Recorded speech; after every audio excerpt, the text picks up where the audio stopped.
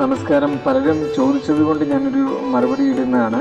ഇപ്രാവശ്യത്തെ കർക്കിടക വാവ് വരുന്നത് 1199 കർക്കിടക മാസം 19-ാം തീയതി 2024 ഓഗസ്റ്റ് 3-ാം തീയതി ശനിയാഴ്ച പകല് 3:55 PM 3:55 തുടങ്ങുന്നത്. കറുത്ത വാവ് തുടങ്ങുന്നത് അപ്പോഴാണ്. അതിനുശേഷം ഓഗസ്റ്റ് 4-ാം തീയതി അഥവാ കർക്കിടകം 20 ഞായറാഴ്ച പകൽ 4:47 വരെയാണ് കറുത്ത വാവ് വരുന്നത്.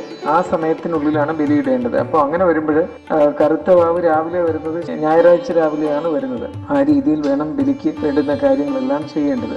മറ്റൊരു സംശയം എന്നോട് ചോദിച്ചിരുന്നത്, മാതാപിതാക്കൾ മരണപ്പെടാത്തവർക്ക് ബലിയിടാമോ എന്നൊരു ചോദ്യമുണ്ട്. അങ്ങനെയില്ല. അഖില പിതൃക്കളെയും സങ്കല്പിച്ചാണ് നമ്മൾ കറുത്ത വാവിന് ബലിയിടുന്നത്. കർക്കിടകത്തിലെ കറുത്ത വാവിന് എല്ലാ പിതൃക്കൾക്കും അച്ഛൻ വഴിയിലും അമ്മ വഴിയിലൂടെ എത്ര തലമുറകളായി മരിച്ചു പോയിട്ടുള്ളവരുണ്ടോ അവർക്കെല്ലാം സങ്കല്പിച്ചാണ് യഥാർത്ഥത്തിൽ കർക്കിടക വാവിന് ബലിയിടേണ്ടത്. ഞാനൊക്കെ 2.5 വയസ്സൊക്കെ ആയ കാലത്തെ ചെയ്യാൻ തുടങ്ങിയതാണ്. അപ്പോൾ ഇപ്പോൾ അച്ഛൻ മരിച്ചിരിക്കുന്ന ഒരാളുടെ ഒരു വർഷമായിട്ടില്ല, അതുകൊണ്ട് അദ്ദേഹത്തിന്റെ ആണ്ടിന് പോരെ എന്നൊരു ചോദ്യമുണ്ട്. അങ്ങനെയല്ല, അത് ആ മരിച്ചുപോയ വ്യക്തിക്ക് വേണ്ടി എന്നുള്ള നിലയിൽ അടുത്ത വർഷം, അടുത്ത മലയാള വർഷം, അടുത്ത മലയാള മാസത്തിൽ അതേ നക്ഷത്ര ദിവസം ചെയ്യാം. അത് അങ്ങനെ തന്നെ ചെയ്യുമ്പോഴും ഈ കറുത്ത വാവിന് ചെയ്യേണ്ടുന്നതായ കാര്യം ചെയ്യുക തന്നെ വേണം എന്നാണ് അതിൻ്റെ ഒരു ശരിയായ പക്ഷം. അപ്പോൾ എല്ലാവർക്കും ചെയ്യാവുന്ന ഒരു കാര്യമാണ്. കടലിൽ പോയി ബലിയിടുന്നവർ, അല്ലാതെ വീട്ടിൽ തന്നെ ബലിയിടുന്നവർ ഒക്കെ ഉണ്ട്. അപ്പോൾ അത് ഉചിതമാവണ്ണം ചെയ്യണം.